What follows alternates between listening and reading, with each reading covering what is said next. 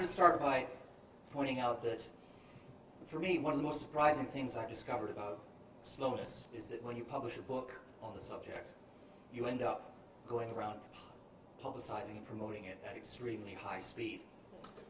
So I spent the last month zooming from city to city, studio to studio, interview to interview, serving up the book in bite-sized chunks. And of course, everyone nowadays seems to want to slow down, but they want to slow down really quickly. So it's, I want to be slow by 3:15 today because I've got tons to do this evening. And a couple of weeks ago, I got a call from a British editor of a women's magazine, and she said to me, "Carl, I need 6 quick tips for women to slow down this summer." And the problem is that we've got a technical hitch to printers, so the deadline's been moved forward. So you've got about 20 minutes, so I need them really fast. And I waited for her to laugh, wryly, but she didn't. And that's amusing, I suppose, in a way, but it's also not surprising, is it? Because we live now in a culture addicted to speed, obsessed with doing everything faster, with cramming more and more into less and less time. Every moment of our day feels like a race against the clock, a dash to some finish line that we almost never seem to reach. There's never enough time. Speed is always, it seems, proffered as the way to improve anything. So if you think that we used to read, now we speed read. We used to walk, we speed walk. We dialed, now we speed dial.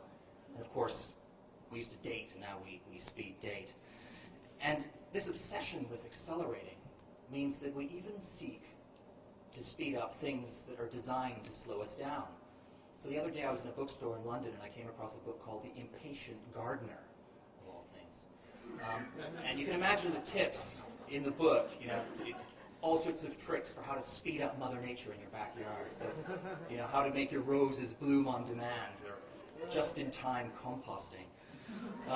Another slightly horrifying example I came across was in London at the moment, every bus shelter in town is papered with an ad for a new product called yoga in a bottle, of all things. So you can forget about working on your asanas or slowing down in the lotus position. You just reach for a little bottle and take a couple of drops of who knows what.